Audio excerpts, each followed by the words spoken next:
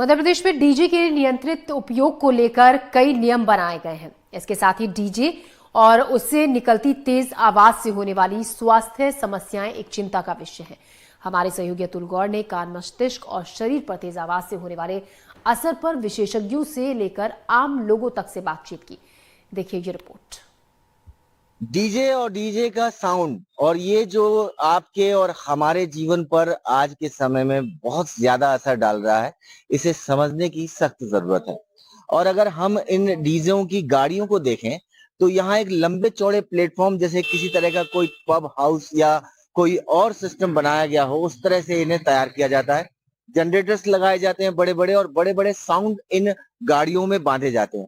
अब आप देख सकते हैं कि जब इस गाड़ी का साइज इतना लंबा चौड़ा है तो इसमें साउंड्स कितने बड़े बड़े लगाए जाते होंगे। सरकारी नियम कहते हैं कि अगर 90 डेसिबल से ऊपर बजाएंगे तो शारीरिक रूप से ये नुकसान पहुंचाएगा, लेकिन अगर हम बात शासन के नियमों की करें तो कहीं ना कहीं उनकी बड़े पैमाने पर अनदेखी होती है। और अनदेखी जब भी होती है तब पूरी तरह से कोलाहल अधिनियम का उल्लंघन होता है, लेकिन कार्रवाई के नाम पर कुछ नहीं होता। और इतनी बड़ी बड़ी गाड़ियों में अगर ये साउंड आपको सुनाई दे तो निश्चित तौर पर एक ऐसी स्थिति बनती है कि अगर आप कार से भी जा रहे हो और पास से डीजे गुजर रहा हो तो कार में भी कंपन दिखाई और महसूस देने लगता है। इसके साथ साथ हार्ट बीट में भी अंतर आता है। डॉक्टर कहते हैं कि कई तरह से हमारे शरीर पर ये असर डालता है। तो ऐसे में अगर आप ये डीजे की गाड़ी को जो देख सकते हैं, वो ये बताती है कि ये डीजे का साउंड हमारे लिए कितना ज्यादा नुकसानदायक है। तो डीजे से जुड़े हुए जो व्यापारी हैं, जो डीजे का व्यापार करते हैं,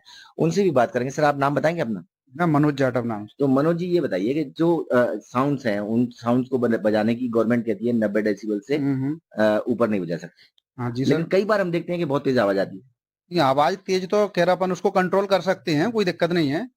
कंट्रोल की कोई समस्या नहीं है ऐसी। ज्यादा डेसिबल में चल रहा हो उसे कम में कर लेंगे अपन, है ना। और क्या, बस जितना कर सकते हैं। नहीं तो फिर क्यों नहीं होता है ऐसा तो कंट्रोल? कर रहे हैं हम तो कंट्रोल। निश्चित तौर पर जब बात आवाज की हो रही है तो आवाज ज्यादा हो तो शरीर को किस हद तक नुकसान पहुंचाती है, इस संदर्भ में अगर हम बात करेंगे चिकित्सक से तो वो बेहतर बता पाएंगे कि आवाज दरअसल कितना शरीर को नुकसान पहुंचाती है। हमारे साथ में मेडिकल कॉलेज शिवपुरी में पदस्थ डॉक्टर गिरीश दुबे जी हैं, उनसे हम बातचीत करेंगे और जानेंगे कि ज्यादा आवाज को लेकर के मरीजों पर क्या रिएक्शन सामने आते हैं। सर, बताएंगे? ज्यादा आवाज निश्चित तौर पर ही हानिकारक है, केवल मरीजों के लिए नहीं, आम पब्लिक के लिए भी। कोई भी आवाज, कोई भी ध्वनि जिसका 80 डेसिबल से ऊपर साउंड है, वो कहीं ना कहीं हमें नुकसान पहुंचा रही है। नुकसान के रूप में जैसे कि जो आमतौर पर हम जो देखते हैं, हम जो सोचते हैं कि केवल ये हमारे कानों को ही डैमेज कर रहा है, लेकिन ऐसा नहीं है। इस केवल कानों तक सीमित नहीं है, ये हमारे ब्रेन को भी कहीं ना कहीं इफेक्ट करता है, एक्टिवेट करता है, जिससे मनुष्य में कई तरह के physiological, psychological and behavioural changes देखने को मिलते हैं। सबसे पहली बात तो जब भी कोई भी व्यक्ति इसके कांटेक्ट में आता है हाई फ्रिक्वेंसी साउंड्स के, तो इरिटेशन जैसे सिम्टम्स उसमें आ सकते हैं।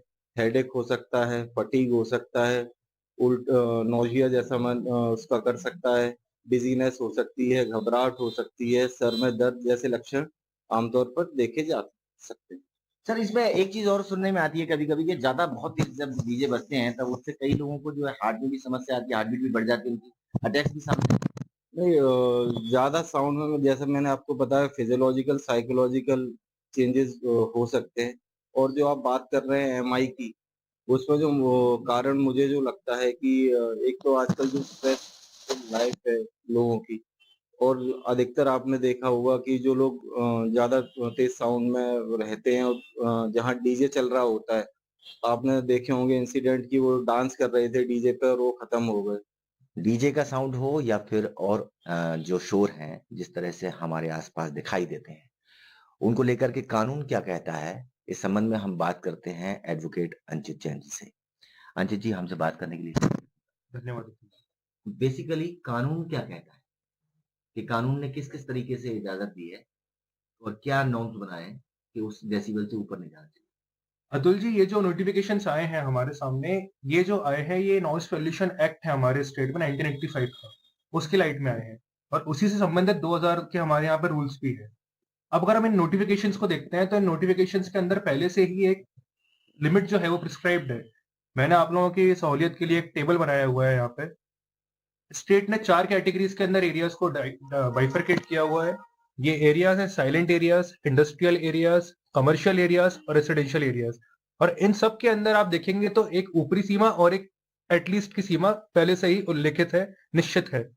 और वो भी इसमें भी अगर आप देखेंगे तो इसको और अगर हम सिंप्लीफाई करेंगे तो डे टाइम में क्या आवाज होनी चाहिए और कितनी हो सकती है, और नाइट टाइम में कितनी तक हो सकती है, इस चीज को लेकर भी गवर्नमेंट ने ऑलरेडी स्पेसिफाई किया हुआ है। साइलेंट एरियाज के अंदर अतुल जी डे टाइम में 50 डेसिमल्स तक की अलाउड है, इंडस्ट्रियल एरियाज में 75 डेसिमल्स अलाउड है, रेसिडेंशियल एरियाज में 55 डेसिमल्स अलाउड है और कमर्शियल एरियाज में 65 डेसिमल्स अलाउड है। वहीं पर अगर हम रात टाइम देखें, अब चूंकि रात के टाइम पर राइट टू स्लीप जो है एक फंडामेंटल राइट भी हो जाता है व्यक्ति का, तो सो भी रहा होता है, तो उस टाइम पर अगर आप देखेंगे तो डेसिमल्स थोड़े गिर जाते हैं। वही अगर हम देखें जो डेसिमल्स 50 थे एक साइलेंट एरिया के अंदर डे टाइम में, वो रात में हो जाते हैं 45। इसी प्रकार इंडस्ट्रियल में जो डे टाइम पर 75 चल रहा है वो हो जाते हैं 70 रात में।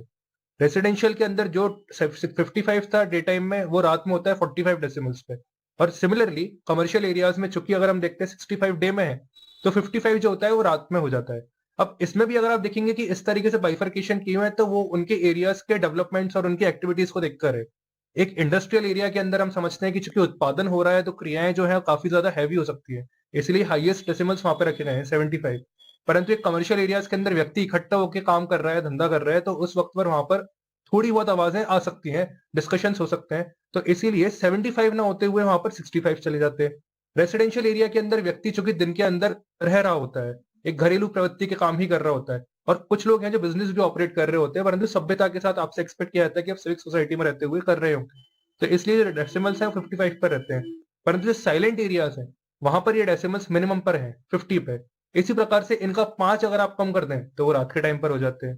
तो इस तरीके से जो नोटिफिकेशन है और जो लॉज हैं वो अपने आप में लेजिस्लेटिव इंटेंट को फुलफिल करते हुए समाज के परिदृश्य को देखते हुए ही पास किए गए हैं। बिल्कुल, तो आप देख रहे हैं कि लगातार जब बात शोर की हो रही है तो गवर्नमेंट और हमारा जो सिस्टम है न्यायालय का, उसने तमाम सारी गाइडलाइंस जारी की हैं और उन्हीं के अंतर्गत अगर कोलाहल अधिनियम की बात करें या फिर और जो अधिनियम बनाए गए हैं, उनके तहत तमाम सारी ऐसी चीजें हैं जिन चीजों को कहीं ना कहीं हमारे सामने रखकर ये सोचने की जरूरत है और खास तौर से उन पर अमल करने की जरूरत है और तेजी से, सख्ती से उन पर अंकुश भी लगाने की जरूरत है, क्योंकि जो कुछ भी कहा गया है वो साफ तौर पर ये कहा गया है कि कहीं ना कहीं हमें और आपको इस पूरे सिस्टम में जिम्मेदारी उठानी पड़ेगी। शिवपुरी से अतुल गौर, एनडीटीवी।